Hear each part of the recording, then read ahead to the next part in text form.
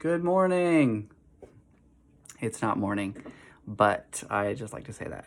So, my name is Benjamin. I am the Enneagram coach for Grow Life, and I just wanted to hop on here and share a few things with you that are on my heart. I will be referring to specific numbers in the Enneagram, or rather groupings of numbers. And if you know what your number is, your type, then that is wonderful. If you're not sure and you have questions, or if you have absolutely no clue what I'm talking about, feel free to comment below and I would love to enlighten you.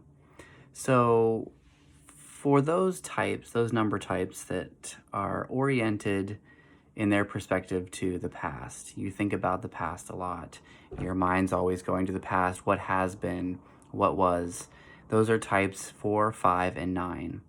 I just wanted to give you some encouragement about maybe your perspective, and you might be thinking right now that you can't believe how long these things have been going on, these things in the world that we're seeing. It's been so long. I can't believe how long this has been happening. This time last year, maybe you're thinking, this time last year, I was at the pool with my friends. I was trying to finish strong in school. I was changing the engine in my car. I don't know, something like that.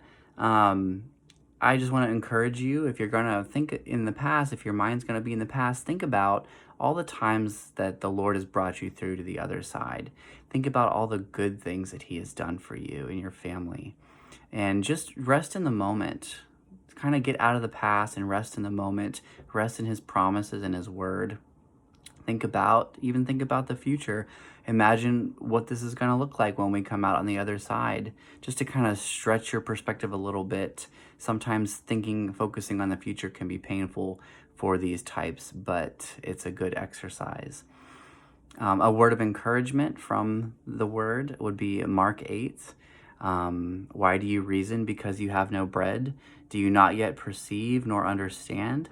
Is your heart still hardened? Having eyes, do you not see?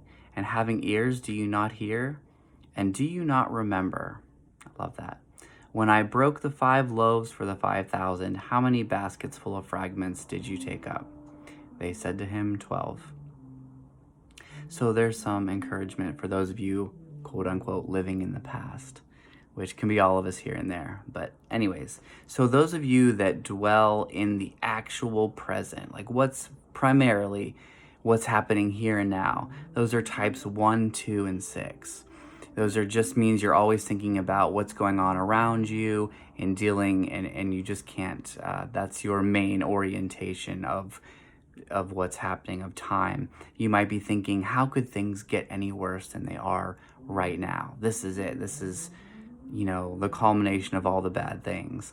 You might be overwhelmed by your surroundings and what you're seeing and feeling and hearing.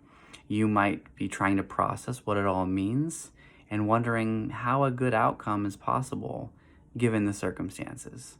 And my encouragement to you is that all the good things right here and now are still happening in the world. All kindness is still happening. Love is still happening.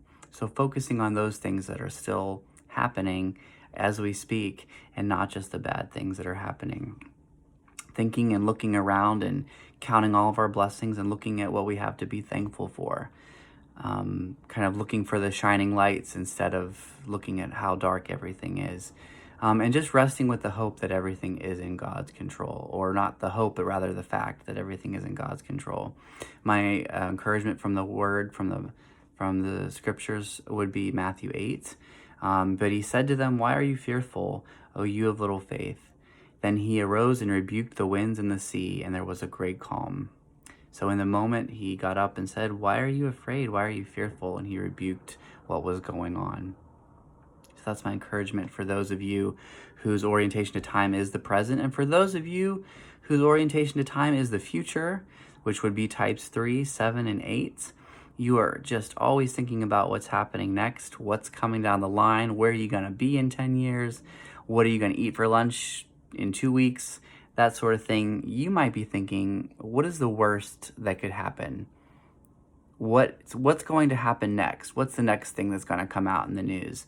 You might be thinking, what will life look like on the other side of this? What will our new reality be in 5 years?